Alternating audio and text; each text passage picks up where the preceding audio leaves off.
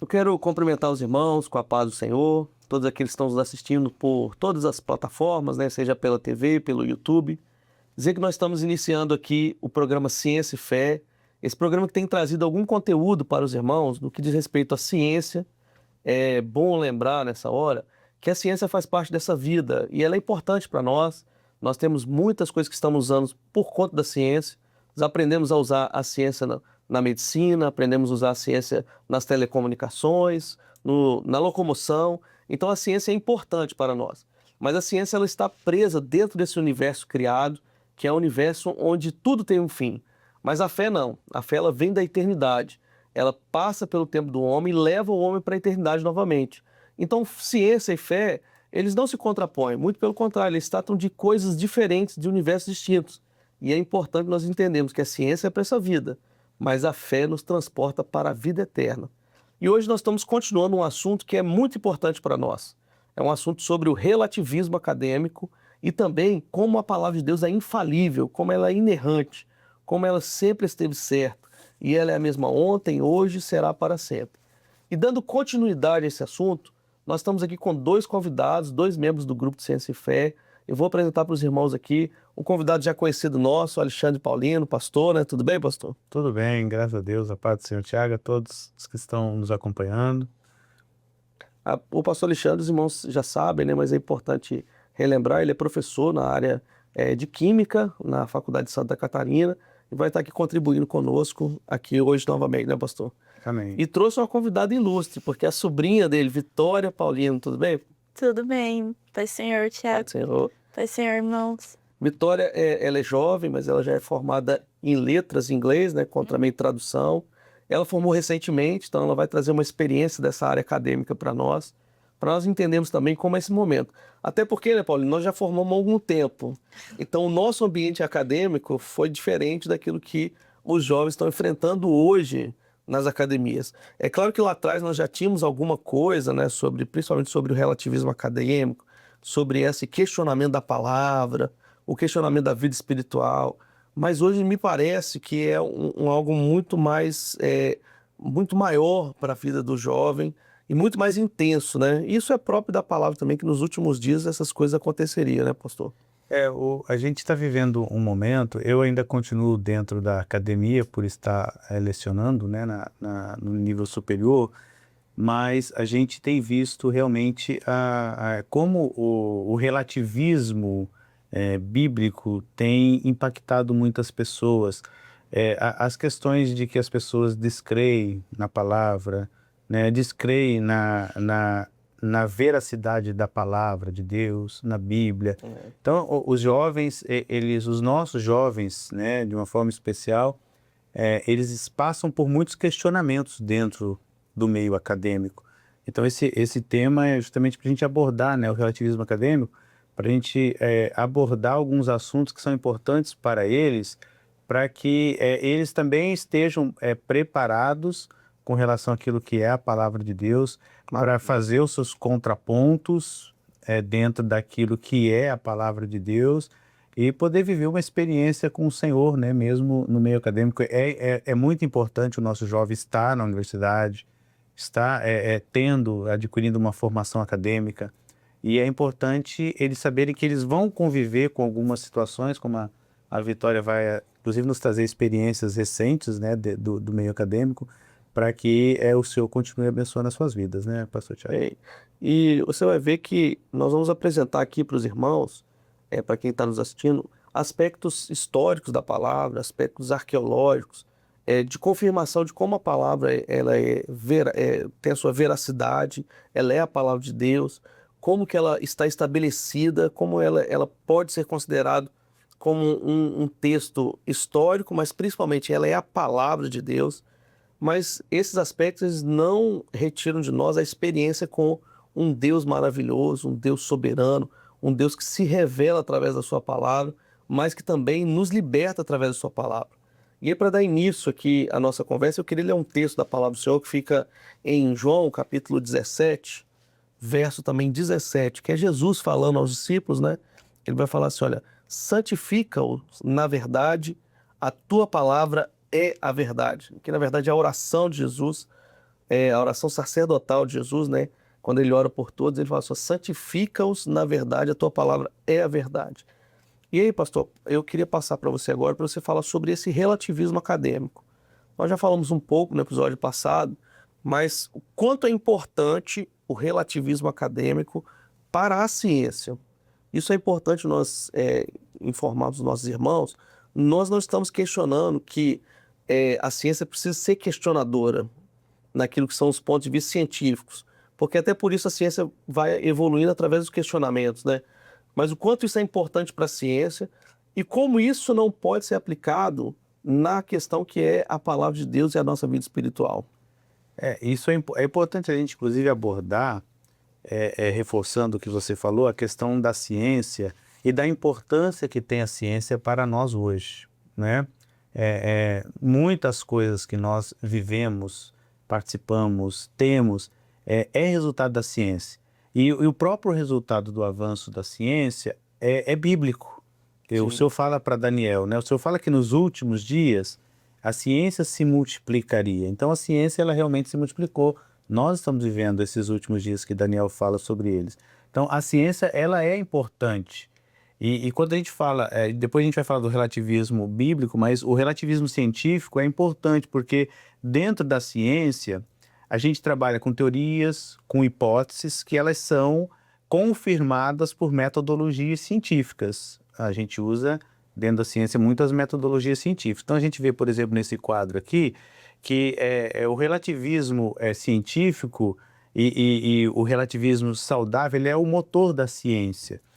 Porque a teoria, a hipótese, ela precisa ser confirmada pela ciência. Então a gente tem algumas estratégias para fazer isso, né? Então, para confirmar, por exemplo, uma nova teoria, uma nova abordagem de um novo assunto, então a ciência usa a hipótese, ela usa a questão da hipótese, ela pega aquela hipótese, vai fazer testes sobre aquela hipótese para achar os caminhos para confirmar aquela teoria, aquela nova abordagem. A gente inclusive colocou ali o exemplo da astronomia, né? Do geocentrismo e do heliocentrismo, né? Em que primeiro acreditava-se que a Terra era o centro do universo, então era uma teoria. Aí depois novas teorias foram surgindo, inclusive a do heliocentrismo, né? Colocando a Terra girando em torno do Sol. Então são teorias e abordagens dentro da ciência que elas são importantes para comprovar, inclusive, esse avanço que nós temos hoje da ciência, esse avanço tecnológico. Aí vem os paradigmas, como na física clássica, a relatividade quântica, né? Então, depois que você vai fazendo essas abordagens, você faz uma revisão, confirma se é isso mesmo. Na ciência, inclusive, quando você tem uma nova teoria a ser comprovada, uma nova hipótese a ser comprovada, a gente fala que esse trabalho passa por avaliação por pares, ou seja, pessoas da área que não é o pesquisador principal, ele vai fazer essa abordagem, vai fazer essa revisão, né? Essa revisão que a gente chama por pares, para ver se é aquilo mesmo, se aquela pessoa está fazendo a abordagem correta, até chegar na apresentação propriamente da teoria comprovada. Então, todas essas etapas é o que a gente pode chamar de motor da ciência. Ela é importante para a gente comprovar a ciência. E muitas vezes, dentro dessa questão da ciência, entra essa questão do relativismo científico. Por quê? Porque quando você vai provar uma teoria, você vai fazer hipóteses, você vai fazer experimentação, então você vai mudar parâmetros, você vai ajustar informações. Então, para provar aquela teoria, você passa por várias etapas que você, em muitos momentos, vai fazer definições. Olha, isso aqui é assim, mas isso depende disso. Isso vai ser assim, mas isso é relativo a tal fato. Então, isso é importante e, por causa disso, hoje nós temos a ciência desenvolvida como ela está, né? O grande perigo é a gente pegar isso que é ciência, que é importante, a gente gosta de frisar muito isso, né? A importância que tem a ciência, mas o grande perigo é a gente tentar colocar isso dentro do entendimento bíblico, né? Que é o que a gente colocou ali. O perigo é da gente usar o relativismo científico as hipóteses científicas, os testes científicos dentro daquilo que é espiritual. Aplicar, né, método que se usa na ciência para tentar comprovar Deus, comprovar a Bíblia, né, comprovar aquilo que é a nossa experiência de fé. Nós vamos mostrar, inclusive, Sim, em outro momento, falar um pouquinho, né, sobre como que a gente prova a Bíblia, como prova a existência de Deus, né? Então, acho que vai ser um tema bastante importante na sequência. Então, a cultura hoje, né, estabelece tudo é relativo, mas com base naquilo que é a ciência, né? Ou seja, a minha verdade pode ser diferente da sua, pode ser diferente da verdade da Vitória, dos irmãos que estão nos acompanhando. Então a ciência, quando ela traz isso para dentro da Bíblia, é perigoso, né? A crença de que Deus se adapta a nós. Não, Deus tem um projeto, ele é absoluto. Esse projeto de Deus está estabelecido. Nós que nos adaptamos ao projeto de Deus, né? Não o inverso, né? Foi o Senhor que nos encontrou, a Bíblia diz, né? Ele que nos encontrou, ele que nos escolheu. Então, não fomos nós que fomos lá, não. Nós vamos aqui adaptar, né? Então, então o perigo da ciência é entrar nesse campo. Aí o que começa a acontecer? Quando a ciência ela entra nesse campo espiritual com aquilo que é científico, com o relativismo científico, começa a enfraquecer a fé, começa a gerar dúvidas, né?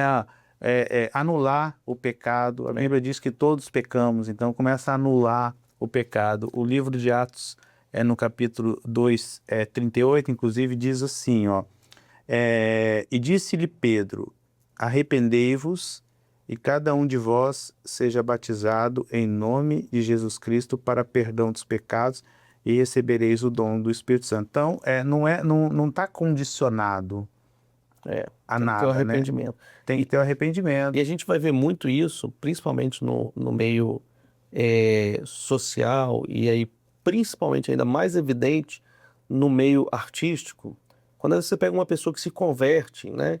E às vezes ela teve uma experiência mesmo com Deus, ela teve um primeiro momento ali de uma experiência, mas aí alguém pergunta para ela, fala assim, olha, mas você se arrepende de alguma coisa que você tenha feito no passado? Ela diz, não me arrependo de nada que eu tenha feito. Aí você vê que a salvação não está estabelecida, porque a salvação é arrependimento, é transformação de vida, é o Senhor transformando a nossa vida para que nós venhamos um dia morar com Ele na eternidade, né? Então você vê que, dentro daquilo que você falou, tudo é relativo, às vezes o pecado para você não é o mesmo pecado para você, não é para mim. Isso tudo vai enfraquecendo esse conceito, e quem estabelece o que é pecado é o Senhor. É Deus que estabelece, isso aqui é pecado e pronto. E nós não podemos ter um Deus que achar que Deus vai andar conosco. Qual foi o grande segredo de Enoque, né?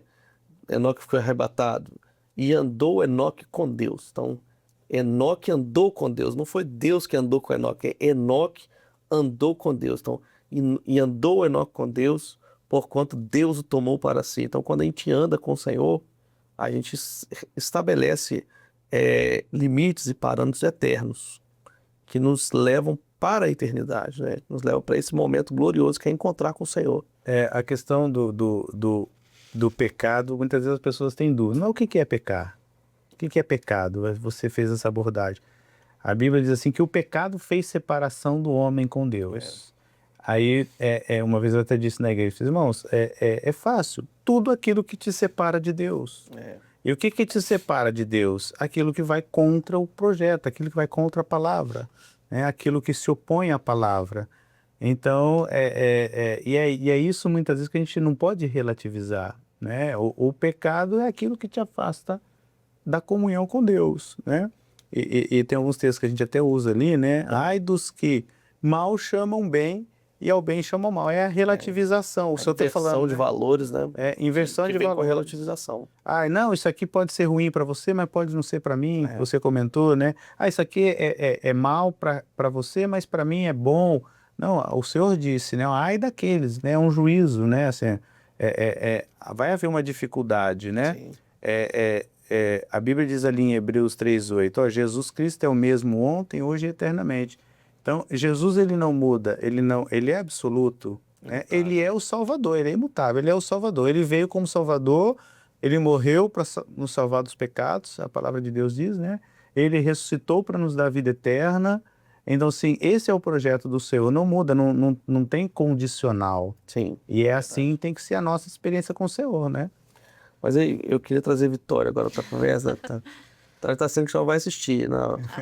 Vitória, eu queria que você falasse um pouco sobre essa experiência sua na universidade, no meio acadêmico, daquilo que a gente está falando, sobre essa relativização dos conceitos eternos, daquilo que é a palavra de Deus, da espiritualidade, daquilo que você viveu nesses anos de academia. Eu diria que a partir do momento que você entra na academia, você é questionado o tempo todo. Porque, por exemplo, eu estudei letras. É uma ciência humana, querendo ou não. A gente fala muito de metalinguagem. Então, quando a gente vê, por exemplo, literatura, na literatura a gente tem, por exemplo, definição do que é um conto ou definição do que é uma fábula. E um dos questionamentos que eu tive, que eu fiquei até sem saber muito bem o que dizer, na verdade eu acho que não precisava de resposta. Porque é aquilo, eu acredito, eu sou convertida e tudo mais, mas talvez aquela pessoa não tenha a mesma experiência que eu. Então eu preferi guardar para mim a pergunta e daí depois trazer, né? Que foi a pergunta que a professora fez, que ela questionou-me assim, como saber se a Bíblia, como você pode considerar a Bíblia um livro verdadeiro, considerar a palavra dela como algo vivo, além de ser um livro de contos ou de fábulas? Como você sabe que ela é um livro de verdade e não apenas um livro de contos? Como você pode considerar isso? Tipo, a palavra viva ao invés de apenas um livro de contos para crianças, vamos dizer assim. Muito... Pode falar. Não, inclusive, a gente vê, por exemplo, na história da literatura, diversos marcos históricos que foram, a gente considera marco histórico na literatura, livros que fizeram a diferença. Então, por exemplo, a gente tem o início da literatura ali com a República de Platão, se eu não me engano. A República. E daí, a partir desse momento, a gente começa a ter diversos marcos literários. Por exemplo, na literatura infantil, a gente tem os contos dos Irmãos Grimm, por exemplo, que daí é o marco da literatura infantil. A gente tem, por exemplo, o marco da mudança de linguagem na língua inglesa, que ela é dividida em 3 fases, e a fase do Middle English para o Modern English, que é entre essas 2 fases, diversas, tipo, muita diferença em questão de linguagem. A gente tem o livro de Shakespeare, por exemplo. Pode ser qualquer uma das peças, é um marco histórico. E é algo que é considerado verídico pela academia. Contudo, todavia, porém, você não vê a Bíblia como um marco histórico. Você vê ela como, em questão de literatura, você vê ela como um livro de registros que fala sobre a história de um povo. Contudo, todavia, porém, é um povo que não, segundo os professores, né, que muitas vezes são os professores que questionam isso, é algo que é só um livro de registros, não tem comprovação científica, e ele só conta a história de um povo, e é isso. Entendi. É como se fosse a Odisseia. A gente tem esse entendimento de ver que os nossos jovens são bombardeados com essas informações, e muitas vezes ele não encontra, do ponto de vista científico, argumentos, né? Mas esse aspecto, ele é um aspecto muito antigo. Porque, por exemplo, quando Paulo estava pregando, né, e os letrados ali que estavam ali em volta dele falaram assim, Paulo, as muitas letras te fazem delirar. Porque quem não tem uma experiência com Deus, quem não tem uma experiência com esse Deus maravilhoso, quem não tem uma experiência com Jesus revelado, realmente ele olha para a Bíblia e fala assim, não, isso aí é um conto de fábula. Mas nós que tivemos uma experiência com Deus, nós tivemos uma experiência real, né? E aí nós não vivemos de contos, né? Nós vivemos de uma coisa que é real e principalmente de uma coisa que nós ansiamos, que é a experiência de termos um dia encontrarmos com o Senhor na eternidade, seja pelo arrebatamento, seja pela morte, né? Porque Paulo também diz assim, vivo com Cristo, morrer para mim é lucro. Então, se nós partirmos hoje, nós temos a certeza de que encontraremos com o nosso Senhor. Mas a Bíblia, ela tem confirmações históricas, arqueológicas, do ponto de vista científico. Se a gente só falar um pouco agora só sobre ciência, por exemplo, a gente vai ter muitas comprovações de que a Bíblia é um livro confiável do ponto de vista científico. Nem vamos falar do ponto de vista espiritual, porque à medida que Deus se revela na palavra, todos esses conceitos científicos caem por terra, porque nós vamos ter um conceito que é muito maior, que é a revelação do próprio Senhor para nós, né? Então, por exemplo, aqui, olha, há muito tempo se questionou se Davi era um homem, um rei mesmo, que se ele teve a importância que ele teve, se ele era um rei grandioso, muito se falava que ele era um rei tribal, de só um momento ali, de uma pequena tribo, mas ao longo do tempo se descobriu a Estela de Teldã. A Estela de Teldã foi um achado que confirmou que Davi era respeitado no mundo ali em volta. Por quê?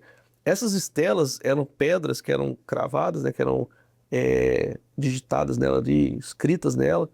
Esses negócios eram difíceis de fazer. Então, o rei só colocava a informação ali que fosse realmente relevante.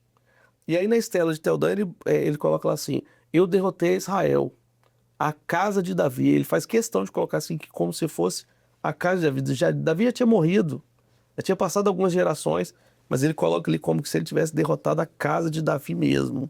Outro, durante muito tempo eu entendi que o Império Hitita era um império só fictício, que não existia, porque só tem relato na Bíblia. Mas também acharam relatos arqueológicos que o Império Hitita existiu de fato. Nós temos aqui o cilindro de Ciro, que é quando Ciro ele faz um decreto que ele vai liberar as nações para reconstruir as nações. As nações que estavam sob o Império de Babilônia, né? Ciro depois vai lá e conquista, e aí ele fala assim: não, pode ir consertar a cidade natais de vocês. Nesse caso ali, ele coloca também como Jerusalém, ele coloca a liberação de Jerusalém. E a pedra moabita também é a mesma coisa. A pedra moabita também é um escrito onde ele fala assim que conquistou a Israel, e essa era uma época, na época do rei Acabe, o rei Josafá, né? Então, você vê que comprovações arqueológicas fora da Bíblia confirma escritos bíblicos, né? Outro, no Novo Testamento, durante muito tempo, achavam que Pôncio Pilatos não existiu, que era só uma coisa escrita, uma fábula. Não, essa é uma fábula, ele não existiu de verdade. Aí, há pouco tempo atrás, em 1961, foi encontrada uma inscrição em Cesareia Marítima que contendo o nome e o título de Pôncio Pilatos, né? Logo depois, em 68, acharam o anel dele, também de Pôncio Pilatos. Ou seja, Pôncio Pilatos foi confirmado, foi em 2018, na verdade, foi confirmada o anel de Pôncio Pilatos. Então, durante 2000 anos, as pessoas falavam: será que existiu? Será que não existiu? Outro, que é o tanque de Siloé, onde Jesus faz um milagre. As pessoas não, esse tanque de Siloé não existe, nunca ninguém achou, isso aí é só uma maneira de escrever, é uma fábula, alguém que escreveu como um relato, mas conseguiram achar a parte arqueológica, a piscina de Siloé. E na geografia dos evangelhos, as evidências mostram ali, nas escavações, mostram que todo o evangelho ali realmente foi, de fato, como aconteceu, os achados arqueológicos, mostrando que isso tudo vai acontecendo, né? Nós temos uma passagem na Bíblia muito interessante sobre Pilatos, que lá em João 18:38, Jesus, falando do projeto de Deus, o Pai, né? Falando sobre a verdade, sobre essa verdade absoluta, sobre esse projeto que ele veio executar com a sua própria vida, né? Ele veio morrer, depois ressuscitar ao terceiro dia. Quando ele fala, Pilatos, ele faz uma pergunta interessante para Jesus, né? Pilatos pergunta para Jesus: não, o que é a verdade? Então, assim, é uma passagem bíblica que nos ensina, inclusive, essas questões que muitas vezes são trazidas aos nossos jovens, principalmente a gente fala muitas vezes da universidade, mas os nossos jovens que estão na escola, sim, já começam fundamental e médio, né? No sexto ano eles já começam a ter a questão do evolucionismo, Sim. e já trazem já começam a colocar em xeque a criação da palavra, né? Então veja, Pôncio Pilatos era um homem instruído, né? Mas ele não conhecia a verdade, ele não conhecia. Então foi até uma pergunta um pouco de questionamento, uma pergunta de dúvida: o que é a verdade? E se ele conhecesse um pouquinho, se ele tivesse vivido pelo menos uma experiência com Jesus, ele saberia que Jesus é a verdade. Sim. Que ele se revelou, né? Então, esses fatos, essas evidências arqueológicas, essas descobertas da ciência, a gente vê que dentro dessas descobertas a palavra de Deus está sendo confirmada, as suas passagens bíblicas, como a Vitória colocou, né? Muitas vezes são questionados, né? As passagens bíblicas, será que isso é fábula? Será que é só um fato? Isso não é verdade, né? Mas a própria ciência, Vai comprovando. em seus achados arqueológicos e tantos outros, vai comprovando, né? Se comprovou a existência de Pilatos, então essa passagem de João 38, ela é verdade, ela é real, porque Sim. foi uma passagem bíblica e um questionamento de um homem instruído, mas que precisava ter uma experiência com o Senhor. Então os nossos jovens muitas vezes estão lá diante de professores instruídos, né? Colegas instruídos, mas que não têm a experiência que eles têm. Então eles não podem se desviar dessa experiência que eles têm com Jesus por causa de certos questionamentos, né? É até curioso você falar isso, porque eu lembrei de uma prova que eu fiz. No período que eu estava na escola, o professor, ele apresentou a matéria do criacionismo, como surgiu o mundo, a vida, e do evolucionismo, que era do Charles Darwin. Charles Darwin. Isso. E uma das questões da prova era: qual que você acredita? No criacionismo ou no evolucionismo? E por quê? Essa foi um professor questionando os alunos: qual a posição que você toma? E isso é muito curioso, porque é realmente o que vocês estão falando.